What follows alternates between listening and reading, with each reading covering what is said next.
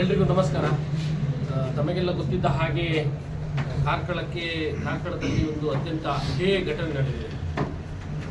ಕಾರ್ಕಳದ ಸಮಾಜದ ಕಾರ್ಕಳದ ಜನತೆ ಯಾವಾಗಲೂ ಶಾಂತಿಯನ್ನು ಬಯಸುವರು.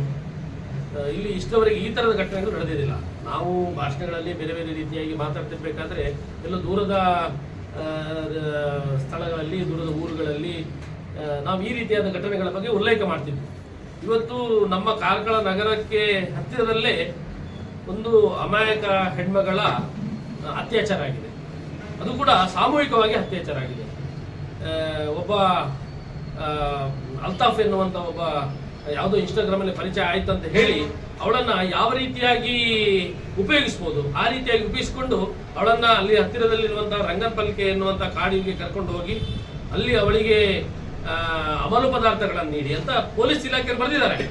ಅಮಲು ಪದಾರ್ಥಗಳಂದ್ರೆ ಏನು ಅದ್ರ ಹೇಳ್ಬೇಕಲ್ಲ. ಅಮಲು ಪದಾರ್ಥ ಅಂದ್ರೆ ಏನಂತ ಕೇವಲ ನೀವು ಡ್ರಗ್ಸ್ ಕೊಟ್ಟಿದ್ದೀರಾ ಅಥವಾ ಶರಾಬ್ ಕೊಟ್ಟಿದ್ದೀರಾ ಅಥವಾ ಬಿಯರ್ ಕೊಟ್ಟಿದ್ದೀರಾ ಅಂದ್ರೆ ಅಮಲು ಪದಾರ್ಥಗಳನ್ನು ನೀಡಿ ಅಂತ ಹೇಳಿದ್ರೆ, ಇವತ್ತು ಅಲ್ತಾಫ್ ಎನ್ನುವಂತ ವ್ಯಕ್ತಿ ಡ್ರಗ್ಸಿನ ಬಗ್ಗೆ ಭಾರಿ ರೀತಿಯಾಗಿ ಇಡೀ ಕಾರ್ಕಳ ತಾಲೂಕಿನಲ್ಲಿ ಡ್ರಗ್ಸಿನ ವಹಿವಾಟು ನಡೆಸಿದಂತ ಒಬ್ಬ ವ್ಯಕ್ತಿ.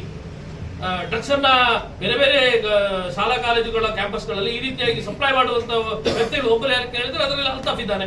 ಇವತ್ತು ಇದೇ ರೀತಿಯಾಗಿ ಆ ಹೆಣ್ಮಗಳಿಗೆ ಡ್ರಗ್ಸ್ ಅನ್ನ ನೀಡಿ ಅವಳನ್ನ ಅತ್ಯಾಚಾರ ಮಾಡಿದ್ದಾರೆ. ಅದಲ್ಲದೆ ತನ್ನಿಬ್ಬರನ್ನ ಸ್ನೇಹಿತರನ್ನ ಕರೆಸಿಕೊಂಡು ಅವರನ್ನು ಕೂಡ ಅದರಲ್ಲಿ ಉಪಯೋಗಿಸುವಂತೆ ಅವರನ್ನು ಹೇಳಿ, ಅಂದ್ರೆ ಇದರ ನಡುವೆ ಒಂದು ಜಿಹಾದ್ ಕೃತ್ಯ ಕೂಡ ನಡೆದಿದೆ. ಇದೊಂದು ಪೂರ್ವ ಯೋಜಿತ ಕೃತ್ಯ, ಇದರಲ್ಲಿ ಏನು ಪ್ರಶ್ನೆ ಇಲ್ಲ. ಇದು ವ್ಯವಸ್ಥಿತವಾಗಿ ಕೇವಲ ಇವತ್ತು ಆ ಹೆಣ್ಮಗಳು ಏನೋ ಅವಳಿಗೆ ಮೈ ಅಂದ್ರೆ ಅದು ಜಾಸ್ತಿಯಾಗಿ ಅವಳಿಗೆ ನಡೆಯಲಿಕ್ಕೆ ಆಗದ ಕಾರಣ ಅಲ್ಲಿ ಬಂದು ಬಿದ್ದಿದ್ರಿಂದ ಇದು ಸಮಾಜದ ಮುಂದೆ ಬಂತು. ಈ ರೀತಿಯಾಗಿ ಹೆಣ್ಮಗಳು ತುಂಬಾ ರೀತಿಯಾಗಿ ಕಾರ್ಕಳದ ಮೂಲೆ ಮೂಲೆಗಳಲ್ಲಿ ಈ ರೀತಿಯ ಘಟನೆಗಳು ನಡೀತಾ ಇದೆ. ಇದರಲ್ಲಿ ಏನು ಪ್ರಶ್ನೆ ಇಲ್ಲ. ಸಮಾಜದ ಮುಂದೆ ಬರ್ತಾ ಇಲ್ಲ. ಅವ್ರು ಯಾವುದೋ ಇದಕ್ಕೋಸ್ಕರ ಅದನ್ನ ಅಲ್ಲಿಯೇ ಆ ವಿಚಾರಗಳನ್ನ ಸಮಾಜ ಮುಂದೆ ತಿಳಿಸುವಂತ ಕೆಲಸವನ್ನ ಮಾಡ್ತಾ ಇಲ್ಲ. ಅದು ಅವರ ಮರ್ಯಾದೆಗೆ ಹಂಚು ಏನೋ ಒಂದು ಅದನ್ನ ಮುಂದೆ ಇಡುವಂತ ಪ್ರಶ್ನೆ ಮಾಡ್ತಾ ಇಲ್ಲ. ಇವತ್ತು ಅಯ್ಯಪ್ಪ ನಗರದಲ್ಲಿರುವಂತಹ ಏನು ಅಮಾಯಕ ಹುಡುಗಿಗೆ ಅನ್ಯಾಯ ಆಗಿದೆ. ಇಡೀ ಹಿಂದೂ ಸಮಾಜ ತಲೆ ತಗ್ಗಿಸುವಂತಾಗಿದೆ. ಇಡೀ ಹಿಂದೂ ಸಮಾಜಕ್ಕೆ ಭಾರಿ ದೊಡ್ಡ ಒಂದು ಅನ್ಯಾಯ ಅಂತಾನೆ ಹೇಳ್ಬೋದು. ಕಾರ್ಕಳದಲ್ಲಿ ಈ ರೀತಿಯ ಘಟನೆ ಆಗ್ತಂತ ಯಾರು ಕೂಡ ಎಣಿಸಲಿಕ್ಕೆ ಸಾಧ್ಯ ಇಲ್ಲ. ಇದು ಸಮಾಜಕ್ಕೆ ತಿಳಿಸಬೇಕು, ಸಮಾಜದಲ್ಲಿ ಜಾಗೃತಿ ಆಗ್ಬೇಕು ಅನ್ನೋದು ಉದ್ದೇಶ. ಅದರಲ್ಲಿ ಇವತ್ತು ಬೇರೆ ಬೇರೆ ಕಡೆಗಳಲ್ಲಿ ಇವತ್ತು ವೈದ್ಯ ಅತ್ಯಾಚಾರ ಇತ್ತು ಬಂಗಾಲದು. ಎಲ್ಲ ಯಾವುದೇ ಹೆಣ್ಮಗಳ ಅತ್ಯಾಚಾರಗಳಾದಾಗ ಇವತ್ತು ವಿಶ್ವ ಹಿಂದೂ ಪರಿಷತ್ತು, ಜಾಗರಣ ವೇದಿಕೆ, ಎಲ್ಲ ರೀತಿಯ ಸಂಘಟನೆಗಳು ಇದರ ವಿರುದ್ಧ ಜಾಗೃತಿಯ ಕಾರ್ಯಕ್ರಮ, ಇದರ ವಿರುದ್ಧ ಪ್ರತಿಭಟನೆ ಮಾಡಿರ್ತಿರ್ತದೆ. ಅದು ಅದು ಅಂತಲ್ಲ, ಎಲ್ಲ ರೀತಿಯಾಗಿ ನಾವು ಅದರ ವಿರುದ್ಧ ಹೋರಾಟಗಳನ್ನು ಮಾಡ್ತೇವೆ. ಆದ್ರೆ ವಿಶೇಷವಾಗಿ ಇದರ ಹಿಂದೆ ಇದೊಂದು ಪೂರ್ವಯೋಜಿತ ಕೃತ್ಯ, ಇದೊಂದು ಷಡ್ಯಂತ್ರ. ಇದರ ಹಿಂದೆ ಒಂದು ವ್ಯವಸ್ಥಿತವಾದ ಒಂದು ತಂಡ ಇದೆ. ಯಾಕೆ ವ್ಯವಸ್ಥಿತವಾದ ತಂಡ ಅಂತ ಹೇಳಿದ್ರೆ, ಇದರ ಹಿಂದೆ ಒಂದು ಡ್ರಗ್ಸ್ ಮಾಫಿಯಾ ಇದೆ. ಇಡೀ ಡ್ರಗ್ಸ್ ಮಾಫಿಯಾ ಎನ್ನುವಂಥದ್ದು ಶಾಲಾ ಕಾಲೇಜುಗಳಲ್ಲಿ ನಾವು ಹೋದಾಗ ಗೊತ್ತಾಗುತ್ತೆ. ಎಲ್ಲ ಶಾಲಾ ಕಾಲೇಜು ಇವತ್ತಿನ ಕಾರ್ಕಳದ ಎಲ್ಲ ಪ್ರಮುಖ ಕಾಲೇಜುಗಳಲ್ಲಿ ಡ್ರಗ್ಸ್ ಮಾಫಿಯಾ ನಡೀತಾ ಇದೆ. ಆ ಡ್ರಗ್ಸ್ ಮಾಫಿಯಾ ನಡೀತದೆ. ಅಲ್ಲಿರುವಂತಹ ಹಿಂದೂ ಹೆಣ್ಮಕ್ಕಳನ್ನ ಯಾವ ರೀತಿಯಾಗಿ ಆಸೆ ಆಮಿಷಗಳನ್ನೊಡ್ಡಿ ಅವರನ್ನ ಪಟಾಯಿಸುವಂತಹ, ಅವರನ್ನ ಈ ರೀತಿಯಾಗಿ ಅವರನ್ನು ಉಪಯೋಗಿಸುವಂತ ಕೆಲಸಗಳು ನಡೀತಾ ಇದೆ. ಹಾಗಾಗಿ ಇದನ್ನ ವಿಶ್ವ ಹಿಂದೂ ಪರಿಷತ್ತು, ಹಿಂದೂ ಜಾಗರಣ ವೇದಿಕೆ, ಎಲ್ಲ ಹಿಂದೂ ಸಂಘಟನೆ ಖಂಡಿಸ್ತಾ ಇದಕ್ಕೆ ಸಮಾಜಕ್ಕೆ ಜಾಗೃತಿ ಆಗುವ ನಿಟ್ಟಿನಲ್ಲಿ ನಾವು ಪೊಲೀಸ್ ಇಲಾಖೆಗೂ ಅಭಿನಂದನೆಯನ್ನು ಸಲ್ಲಿಸ್ತೇವೆ. ಯಾಕಂತ ಕೇಳಿದ್ರೆ ತಕ್ಷಣ 12-24 ಗಂಟೆ ಒಳಗೆ ಇಬ್ಬರನ್ನ ಬಂಧಿಸಿದ್ದಾರೆ. ಇನ್ನೊಬ್ಬನನ್ನ ಬಂಧಿಸ್ತೇವೆ ಅಂತ ಹೇಳಿದ್ದಾರೆ. ತಕ್ಷಣ ಅವನನ್ನು ಸಂಜೆ ಒಳಗೆ ಬಂಧಿಸಬೇಕು ಎನ್ನುವಂಥದ್ದು ನಮ್ಮ ಸಂಘಟನೆಗಳ ಆಗ್ರಹ ಇರುವಂಥದ್ದು. ಮತ್ತೆ ಪೊಲೀಸ್ ಇಲಾಖೆಗೆ ನಮ್ಮ ಆಗ್ರಹವೂ ಕೂಡ ಇದೆ. ನಾವು ಅವರಿಗೆ ಅಂದ್ರೆ ನಾವು ಅವರನ್ನ ವಿಶೇಷವಾಗಿ ಬೇಡಿಕೆಯನ್ನ, ಮನವಿಯನ್ನು ಸಲ್ಲಿಸ್ತಾ ಇದ್ದೇವೆ. ಏನಂತ ಕೇಳಿದ್ರೆ ಇದರ ಹಿಂದೆ ಇರುವಂತಹ ಯಾವುದೆಲ್ಲ ಕಾಣದ ಕೈಗಳಿದೆ ಅದನ್ನೆಲ್ಲವನ್ನ ಪತ್ತೆ ಹಚ್ಚಬೇಕು. ನಾವು ಹಿಂದೆ ಸುಮಾರು 1.5 ವರ್ಷದ ಹಿಂದೆ ಒಬ್ಬ ಮುಸಲ್ಮಾನನ ಒಬ್ಬ ಡ್ರೈವರ್ನನ್ನು ಹಿಡಿದಾಗ ಅವನಲ್ಲಿ ಸುಮಾರು 32 ಹೆಣ್ಮಕ್ಕಳ ಫೋನ್ ನಂಬರ್, ಹಿಂದೂ ಹೆಣ್ಮಕ್ಕಳ ಫೋನ್ ನಂಬರ್ ಮತ್ತು ಸುಮಾರು 10-15 ವಿಡಿಯೋಗಳಿತ್ತು. ಅದನ್ನ ಪೊಲೀಸ್ ಇಲಾಖೆಗೆ ತಿಳಿಸಿದಾಗ ಅವತ್ತು ಪೊಲೀಸ್ ಇಲಾಖೆ ಅವರ ಬಗ್ಗೆ ಎಂಕ್ವೈರಿ ಮಾಡಿತ್ತು. ಆದ್ರೆ ಮುಂದೆ ಹೋಗಿ ಅದು ಏನಾಗಿದೆ ಅನ್ನೋದನ್ನ ತನಿಖೆ ಮಾಡಲಿಲ್ಲ. ಅವತ್ತೇನಾದ್ರು ತನಿಖೆ ಮಾಡ್ತಿದ್ರೆ ಈ ರೀತಿಯ ಘಟನೆಗಳು ಕಾರ್ಯಕ್ರಮದಲ್ಲಿ ನಡೀತಿರ್ಲಿಲ್ಲ. ಹಾಗಾಗಿ ಈ ಕೃತ್ಯದಲ್ಲಿ ಏನು ಹಿಂದೆ ವ್ಯವಸ್ಥೆಗಳಿದೆ, ಅದರ ಷಡ್ಯಂತ್ರ ಏನು, ಅದರ ಹಿಂದೆ ಇರುವಂತಹ ಕಾರಣದ ಕೈಗಳು ಯಾವುದು, ಡ್ರಗ್ಸ್ ಮಾಫಿಯಾ ಎನ್ನುವಂಥದ್ದು ಯಾವ ರೀತಿ ನಡೀತಾ ಇದೆ, ಆ ಡ್ರಗ್ಸ್ ಮಾಫಿಯಾದ ಹಿಂದೆ ಯಾರ್ಯಾರೆಲ್ಲ ಕೈ ಜೋಡಿಸಿದ್ದಾರೆ, ಇದರ ಬಗ್ಗೆ ಸವಿಸ್ತಾರವಾದಂತಹ ತನಿಖೆಯನ್ನ ಪೊಲೀಸ್ ಇಲಾಖೆ ಕೈಗೊಳ್ಳಬೇಕು. ನಾವು ರಾಜ್ಯ ಸರ್ಕಾರದ ಗೃಹ ಮಂತ್ರಿಗೂ ನಾವು ಆಗ್ರಹವನ್ನ ಮಾಡ್ತೇವೆ. ಇದರ ಹಿಂದಿನ ತನಿಖೆಯನ್ನು ಮಾಡಲೇಬೇಕು.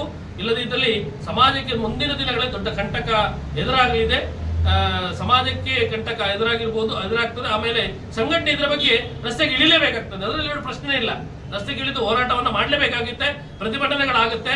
ಮತ್ತೆ ಅದನ್ನ ಹಿಂದೂ ಸಮಾಜ ಅದರಲ್ಲಿ ಕೈ ಜೋಡಿಸುವಂತ ಕೆಲಸಗಳನ್ನ ಮಾಡಬೇಕೆನ್ನುವಂತ ವಿನಂತಿಯನ್ನ ಮಾಡ್ತಾ ಇವತ್ತು ಇದನ್ನ ಸಮಾಜಕ್ಕೆ ತಿಳಿಸಬೇಕು. ಮತ್ತೆ ಇದು ಖಂಡನಾರ್ಹ ಒಂದು ವಿಷಯ ಎನ್ನುವಂಥದ್ದನ್ನ ಇಟ್ಕೊಂಡು ಸೋಮವಾರ ದಿವಸ ಖಂಡನ ಸಭೆಯನ್ನು ನಾವು ಇಟ್ಕೊಂಡಿದ್ದೇವೆ.